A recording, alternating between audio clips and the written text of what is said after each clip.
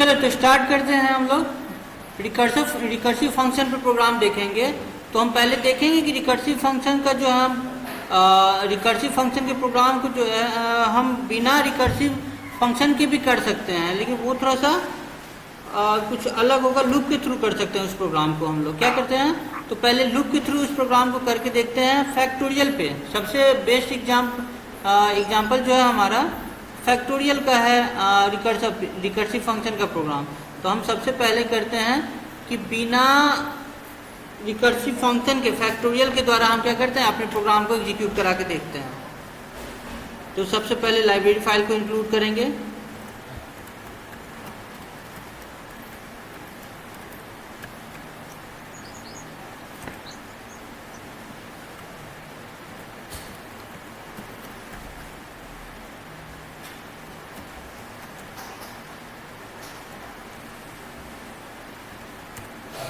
Library file हो गया include.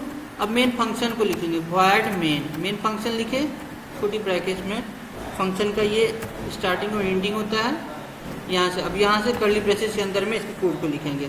तो हम फैक्टोरियल के प्रोग्राम बनाने के लिए हम मान लीजिए कि दो वेरिएबल लिए, लूप के थ्रू ले रहे हैं। तो एक वेरिएबल लूप को चलाने के लिए और दूसरा वेरिएबल जो है फैक्टोरियल को स्टोर कराने के लिए, ठीक है, फैक्टोरियल के वैल्यू को स्टोर कराने के लिए। और एक और फंक्शन लेते हैं, एक और वेरिएबल ले लेते हैं। हम क्या करते हैं, वेरिएबल कौन से नंबर का फैक्टोरियल निकालना है तो उस नंबर को स्टोर कराने के लिए यूजर से। तो तीन वेरिएबल ले लिए मानते हैं। वेरिएबल ये इंट आई एक लूप चलाने के लिए, दूसरा फैक्ट ले लिए और फैक्ट में इनिशियलाइज कर दिए इसको 1 से फैक्टोरियल के वैल्यू को निकालने के लिए। और तीसरा ले लिए नंबर, NUMBER नंबर। मान लीजिए तीन वेरिएबल ले लिए। CLR SCR clear the screen को क्लियर कर देगा।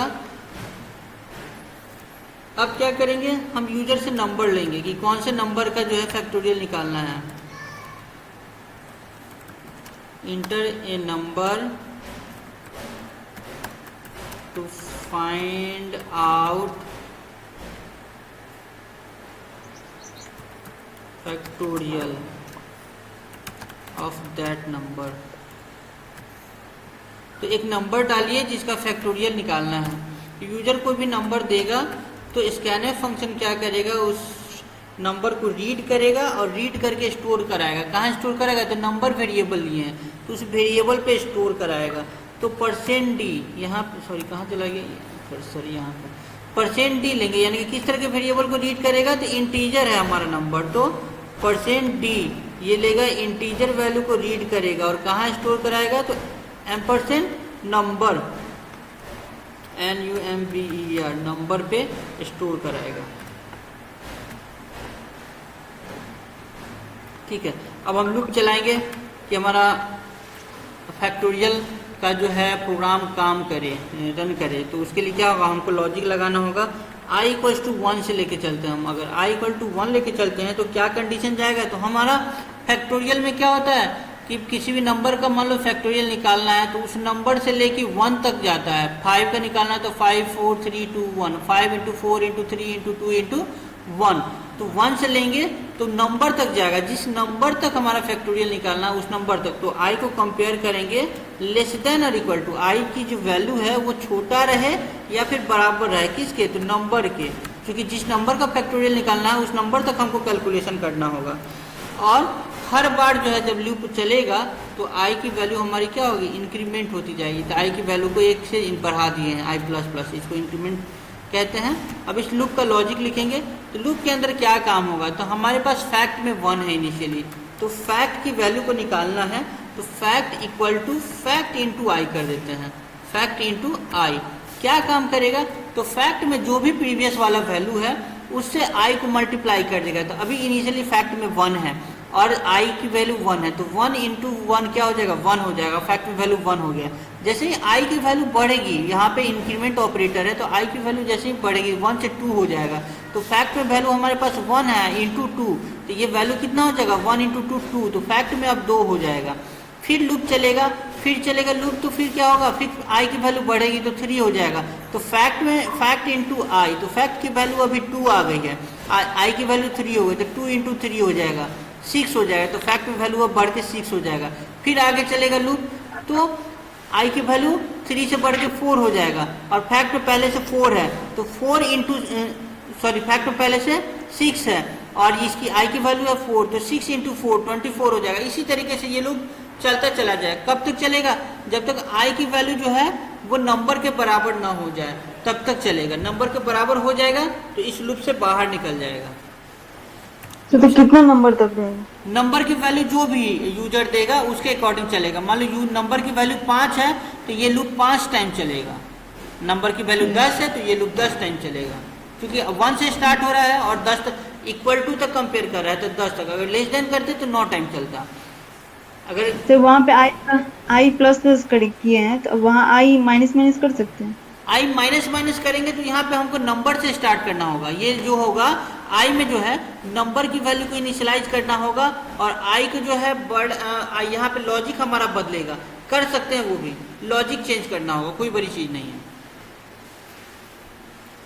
अब ये क्या करेगा? फैक्टोरियल हमारा निकल गया। यहाँ फैक्ट फाइनल वैल्यू जो है हमारा फैक्ट, जब लूप खत्म हो जाएगा तो फाइनल वैल्यू जो है वो फैक्ट में है, तो इस वैल्यू को हमको प्रिंट करा देना है बस। Print f factorial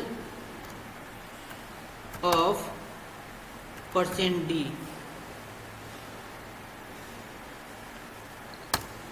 equal to %d। अब ये जो है क्या करेगा? फैक्टोरियल ऑफ %d की वैल्यू मतलब कहाँ से लेगा? नंबर से लेगा, क्योंकि नंबर फैक्टोरियल किसका निकाल रहे थे? जो नंबर दिया है। तो इनिशियली हम यहाँ पे क्या डालेंगे? नंबर।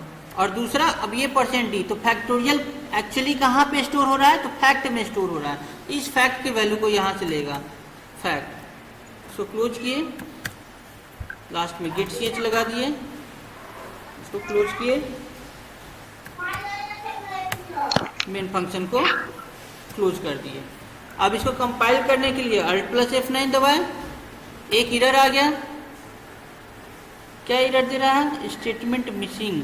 अच्छा यहाँ पे देखिए, यहाँ पे जो है यहाँ पे होना चाहिए सेमी कॉलन, यहाँ पे हम दिए कॉमा, इसको हटाइए, यहाँ पे सेमी कॉलन दीजिए, फिर कंपाइल कीजिए, कोई एरर नहीं है। अब इसको एग्जीक्यूट कराइए, Alt+F9।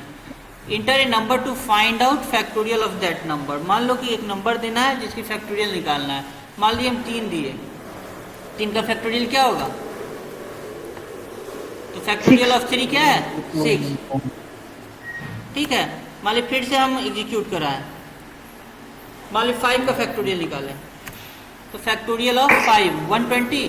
तो 5 का फैक्टोरियल क्या होगा? 120। 5 इंटू 4 इंटू 3 इंटू 2 इंटू 1 क्या हो जाएगा? 5 4 जा 20, 23 जा 60, 62 जा 120, है ना? तो यानी कि ये हमारा प्रोग्राम काम कर रहा है। तो कैसे काम कर रहा है तो देख लेते हैं फिर से। आई को 1 से आई में 1 से इनिशियलाइज कर रहा है, फैक्टोरियल नंबर में 5 ले लिया, तो वो आई को कंपेयर कर रहा है कि I is less than equal to 5। तो 1 की वैल्यू जो है वो छोटी है या बराबर है नंबर से, यानी कि 5 से। तो छोटी है तो ये काम होगा फैक्ट वाला वैल्यू, ये कैलकुलेशन होगा और लास्ट में आई की वैल्यू को बढ़ा दिया गया। तो आई की वैल्यू बढ़ के क्या हो गया?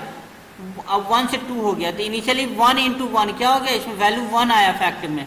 अब आई की वैल्यू 1 हो गई, तो 1 से बढ़ के 2 हो गई। तो 2 में आया तो फैक्ट में अब वैल्यू कितना है? 1 है, और 1 इंटू 2, तो 1 इंटू 2 करेंगे तो फैक्ट की वैल्यू 2 हो गई। अब फिर से लूप में क्या हुआ? इंक्रीमेंट हुआ, तो आई की वैल्यू अब 3 हो गई। तो 3 से कंपेयर कर रहा है नंबर को, तो 3 is less than equal to 5, condition 2 है। तो अब फैक्ट में वैल्यू 2 है पहले से, तो 2 इंटू 3 हो गया 6, है ना? अब फैक्ट में वैल्यू हो गया हमारे पास 6। अब आई की वैल्यू 3 से हो गया 4। अब 4 को कंपेयर कर रहे हैं, 4 is less than equal to 5, अभी भी ट्रू है। तो अब हमारे पास फैक्ट में 6 है, और 6 इंटू आई की वैल्यू क्या है? 4 है, तो 6 इंटू 4 24 हो गया। तो फैक्ट में वैल्यू हो गया 24, और आई की वैल्यू को बढ़ा दिए 5 हो गया। तो 5 is less than equal to 5, अभी भी कंडीशन ट्रू है, क्योंकि 5 इक्वल टू 5 ये कंडीशन ट्रू है। तो अब फैक्ट इक्वल टू फैक्ट में फैक्ट इंटू आई, तो फैक्ट में पहले से 24 है, और 24 इंटू 5 करेंगे तो 24 5 जा 120। तो फैक्ट में आ गया 120, आई की वैल्यू बढ़ के हो गई 6। 6 is less than equal to number 5, तो 6 जो है ना तो छोटा है ना ही बराबर है, तो कंडीशन फॉल्स हो गया, लूप से बाहर निकल गया। लूप से बाहर निकल गया तो फैक्ट में हमारे पास क्या है? 120, तो इसी वैल्यू को यहाँ पे प्रिंट करा दे रहा है। क्लियर? तो क्या बोले वो अभी? फैक्ट में यहाँ पे हमारे पास 120 आ गया। अब इसी 120 वैल्यू को यहाँ से ये परसेंटेज जो है फैक्ट के वैल्यू से उठा रहा है। देखो फैक्टोरियल ऑफ नंबर, तो किस नंबर, ये नंबर कहाँ से उठा रहा था, ये परसेंटेज जो है, ये परसेंटेज क्या कर रहा है, बता रहा है कि इंटीजर टाइप के वैल्यू को लेना है। और कहाँ से लेना है, तो पहला वाला जो वेरिएबल मिल रहा है हमारे पास उस वेरिएबल से लेना। अब ये परसेंटेज बता रहा है कि सेकंड ये भी इंटीजर टाइप के वैल्यू को लेना है, लेकिन एक जो है हमारा इंटीजर टाइप वेरिएबल है उसके वैल्यू को छोड़ के, यानी कि दूसरे वाले यानी कि सीक्वेंस में पहले वाले के वैल्यू को छोड़ के दूसरे, अब यहाँ से फैक्ट वाले वैल्यू से ये परसेंटेज का वैल्यू क्या करेगा, उठा के ले आएगा। इसलिए क्या प्रिंट करता है, फैक्टोरियल ऑफ 5 = 120, ये ना प्रिंट करता है आउटपुट में। Yes sir. तो इस तरीके से आपका जो है फैक्टोरियल का प्रोग्राम आप लूप के थ्रू परफॉर्म करा सकते हैं। क्लियर? Yes sir. इस टाइप का एग्जाम में क्वेश्चन पूछता है क्या चीज? तो ये क्वेश्चन इस तरह के एग्जाम में भी सॉल्व करना पड़ता हाँ, है। एग्जाम में आता है इस तरह क्वेश्चन।